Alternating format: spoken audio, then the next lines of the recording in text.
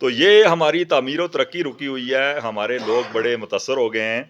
یہ دیکھیں، یہ انویسٹر لوگ ہیں، انہوں نے کروڑوں روپے انویسٹ کیے ہوئے ہیں۔ مثلا اس وقت بھی اگر کسی ایک ٹھیکیدار نے 6 کروڑ روپے انویسٹ کیے ہوئے ہیں تو اس میں سے اس کا حصہ 1 کروڑ آتا ہے، وہ اس کے اوپر بھی بالکل خوش ہے کہ وہ 1 کروڑ مجھے مل جائے، لیکن یہ وہ بھی نہیں کر رہے ہیں۔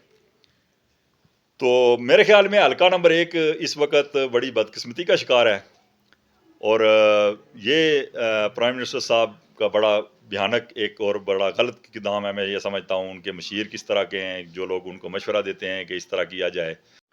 بسم اللہ الرحمن الرحیم۔ ناظرین، اس وقت میں موجود ہوں عباس پور شہر میں، اور آج صبح کنٹریکٹر ایسوسی ایشن آزاد کشمیر حلقہ عباس پور کے جملہ کنٹریکٹرز نے حکومت آزاد کشمیر کی جانب سے حلقہ عباس پور کے فنڈ، ترقیاتی فنڈ ریلیز نہ کرنے پر شدید قسم کا احتجاج کیا۔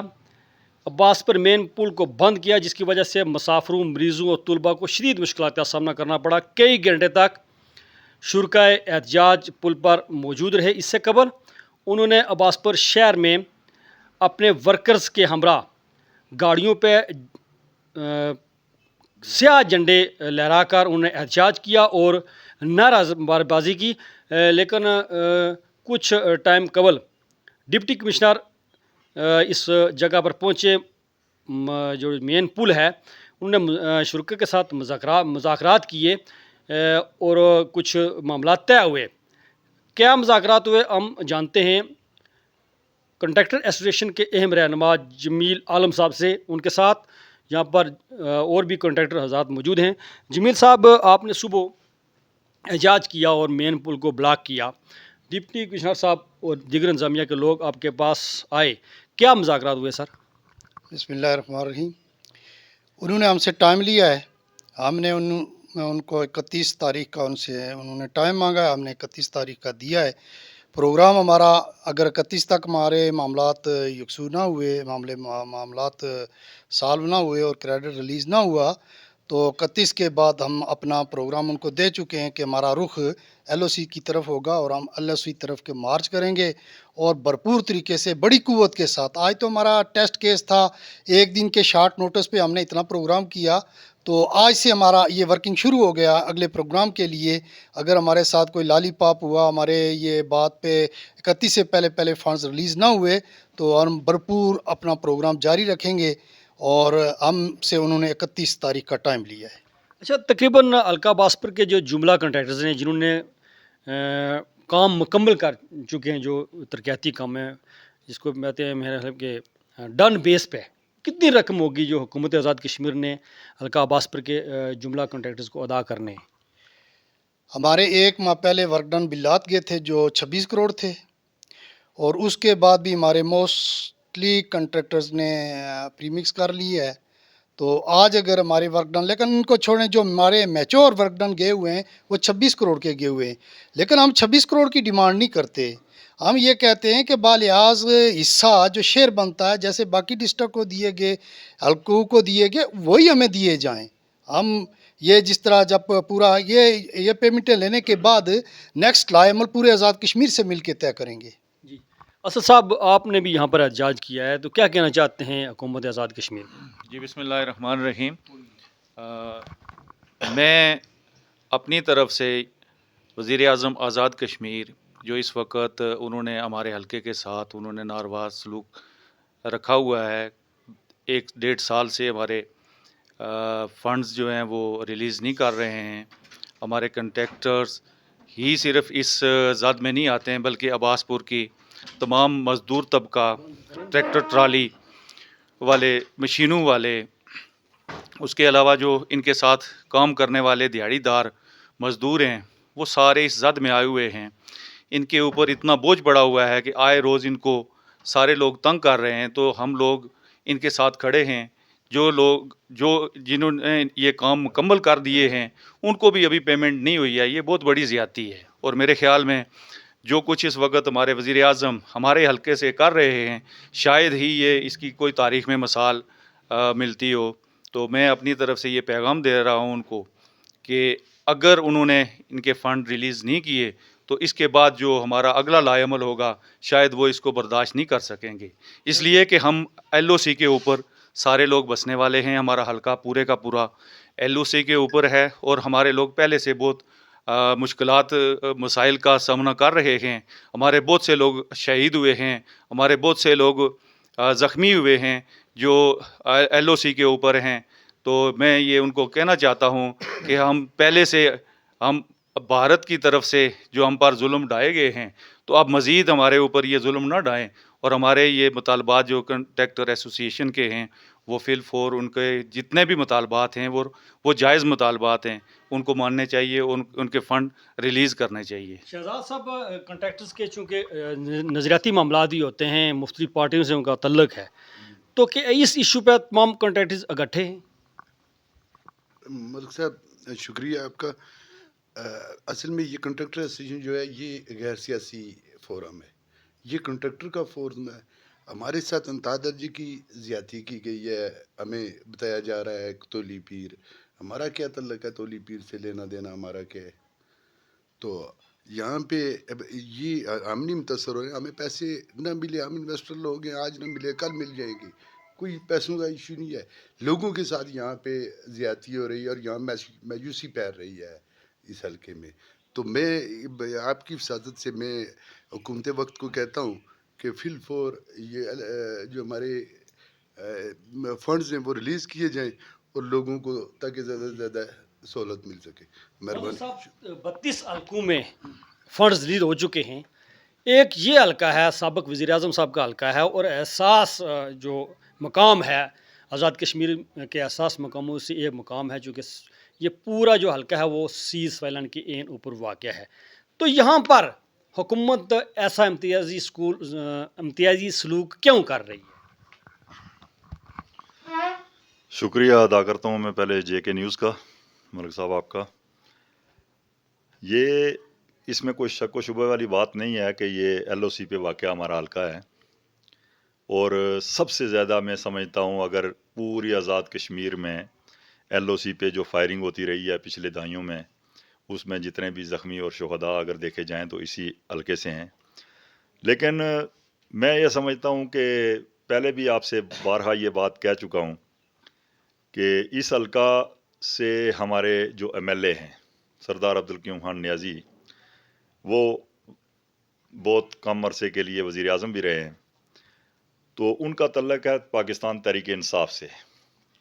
ہو سکتا ہے, ہمیں ویسے یہ بات سمجھ میں نہیں آنے والی ہے, لیکن ہو سکتا ہے کہ ان کی سزا ہمیں کنٹریکٹرز کو بھی دی جا رہی ہو, ان سے گورنمنٹ کا کوئی اختلاف ہو, کوئی ان کو کسی طریقے سے دبانا چاہ رہی ہو. لیکن کنٹریکٹر ایسوسی ایشن میں پاکستان تحریک انصاف سے بھی لوگ ہیں, پیپلز پارٹی سے بھی لوگ ہیں, نون لیگ سے بھی لوگ ہیں, بہت دیگر نیشنلسٹ تنظیمیں جو ہیں ان میں سے بھی یہاں پہ کنٹریکٹر موجود ہیں. تو یہ ہم تو بارہا یہ سوال کر چکے ہیں وزیر اعظم صاحب سے کہ وہ اس چیز کو ہمیں اگر کلیئر کٹ بتا دیں کہ بھئی یہ کیا وجہ ہے. اچھا, یہ جو آپ نے نام لیے تنظیمات کے, تو آپ کی قیادتیں بھی آپ کے ساتھ ہیں؟ 100% ہماری قیادت ہمارے ساتھ ہے.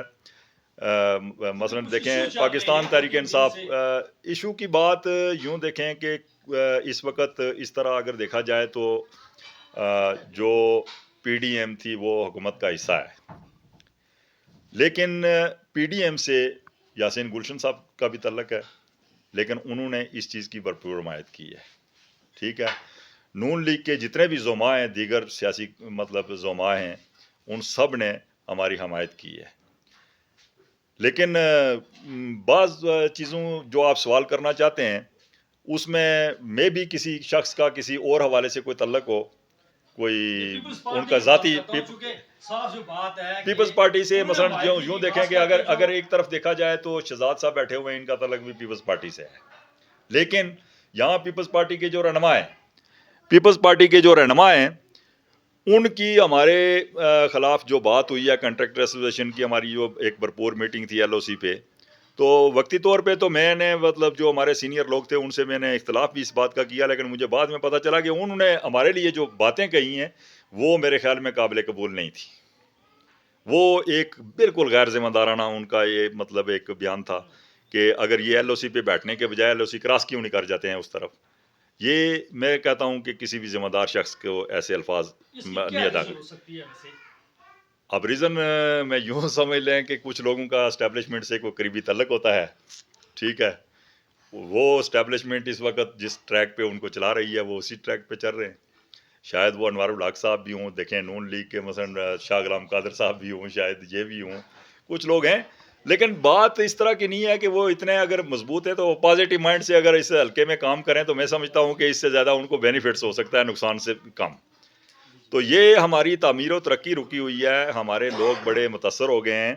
یہ دیکھیں یہ انویسٹر لوگ ہیں, انہوں نے کروڑوں روپے انویسٹ کیے ہوئے ہیں. مثلا اس وقت بھی اگر کسی ایک ٹھیکیدار نے 6 کروڑ روپے انویسٹ کیے ہوئے ہیں تو اس میں سے اس کا حصہ 1 کروڑ آتا ہے, وہ اس کے اوپر بھی بالکل خوش ہے کہ وہ 1 کروڑ مجھے مل جائے, لیکن یہ وہ بھی نہیں کر رہے ہیں. تو میرے خیال میں حلقہ نمبر 1 اس وقت بڑی بدقسمتی کا شکار ہے, اور یہ پرائم منسٹر صاحب کا بڑا بھیانک ایک اور بڑا غلط اقدام ہے. میں یہ سمجھتا ہوں ان کے مشیر کس طرح کے ہیں, جو لوگ ان کو مشورہ دیتے ہیں کہ اس طرح کیا جائے, اس طرح سے ان کی حکومت کوئی مضبوط نہیں ہو رہی ہے بلکہ کمزور ہو رہی ہے.